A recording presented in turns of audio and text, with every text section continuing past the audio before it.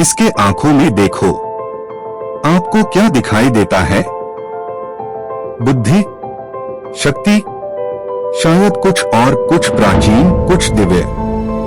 दुनिया भर में महासागरों और समय से अलग सभ्यताओं ने एक चीज साझा की है, हाथी के प्रति गहरी, लगभग रहस्यमय श्रद्धा। लेकिन इस कहानी में आंखों से परे भी कुछ है।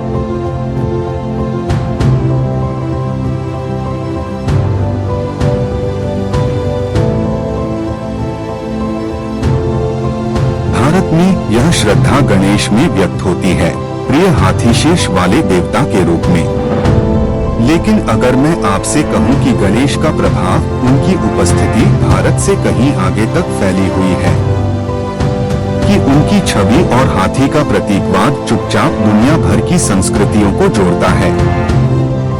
आज रात हम इस पवित्र संबंध को उजागर करने के लिए एक यात्रा पर निकलते हैं, जिसमें गणेश केंद्र में है।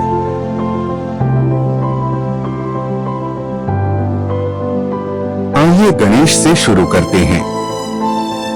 वे सिर्फ हिंदू धर्म के एक देवता नहीं हैं, वे बाधाओं को दूर करने वाले, बुद्धि के संरक्षक और अनिश्चितता के समय में मार्गदर्शक हैं। लेकिन इस देवता का सिर हाथी का कैसे हुआ? कहानी के अनुसार गणेश का सिर एक हाथी के सिर से प्रतिस्थापित किया गया था, जो बुद्धि, अनुकूलनशीलता और अपार शक्ति का प्रतीक है। लेकिन जो बात दिलचस्प है वह यह है कि ये गुण भारत से परे भी गूंजते हैं। बौद्ध धर्म में गणेश विनायक के रूप में बदल जाते हैं, आध्यात्मिक पथों के रक्षक। उनकी छवि तिब्बत के मठों की रक्षा करती है और जापान में अनुष्ठानों को प्रभावित करती है। यही वह पहला धागा है जो हमारे वैश्विक ताने बाने में जुड़ता है। जापान में गणेश कांगितेन में विकसित होते हैं, द्वैत शरीर वाले हाथी देवता के रूप में। समृद्धि और रहस्य के प्रतीक के रूप में पूजनीय कांगितेन खुशी और संतुलन का प्रतीक हैं। यहाँ अद्भुत बात यह है कि हाथी की पवित्र भूमिका बरकरार रहती है, लेकिन इसका रूप प्रत्येक क्षेत्र की सांस्कृतिक दृष्टि के अनुसार ढल जाता है। लेकिन जापान ही एकमात्र स्थान नहीं है जहां हमें गणेश के प्रतीकवाद की गूंज सुनाई देती है।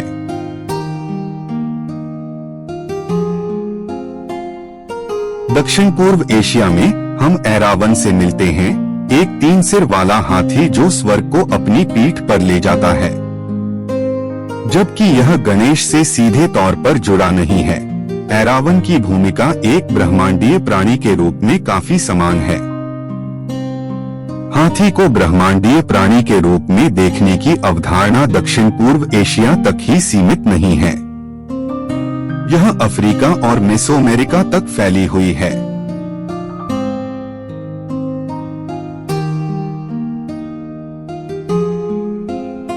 अफ्रीका में हाथियों को पूर्वजों, ज्ञान के वाहकों और भूमि के रक्षकों के रूप में देखा जाता है। जुलू और आकान जनजातियों का मानना है कि हाथी भौतिक और आध्यात्मिक दुनिया को जोड़ते हैं, जैसे गणेश भारत में करते हैं।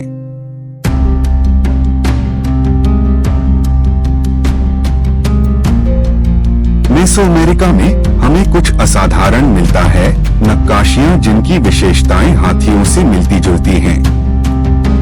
लेकिन यह कैसे संभव है जब हाथी कभी इस क्षेत्र में नहीं थे? कैसे हुआ यह? कैसे अलग अलग संस्कृतियां इसी निष्कर्ष पर पहुंची कि हाथी सिर्फ एक जानवर नहीं बल्कि दिव्यता से जुड़ने का पवित्र पुल है? और इस तरह हम गणेश के पास लौट आते हैं। वह सिर्फ एक देवता नहीं है, वह एक प्रतीक, एक मार्गदर्शक, एक कड़ी है। हाथी अपने सभी रूपों में हमें हमारे साझा इतिहास, हमारे साझा सपनों और हमारे साझा आध्यात्मिक खोज की याद दिलाता है। पवित्र हाथी सिर्फ एक कहानी नहीं है, यह एक पुल है। अतीत और वर्तमान के बीच, संस्कृतियों के बीच और शायद हमारे और दिव्यता के बीच। अगर आपको यह वीडियो पसंद आया हो तो कृपया युगा वाणी चैनल को लाइक करें, शेयर करें और सब्सक्राइब करें। आपके सहयोग से हमें ऐसे और भी रोचक विषयों पर सामग्री बनाने की प्रेरणा मिलती है। धन्यवाद।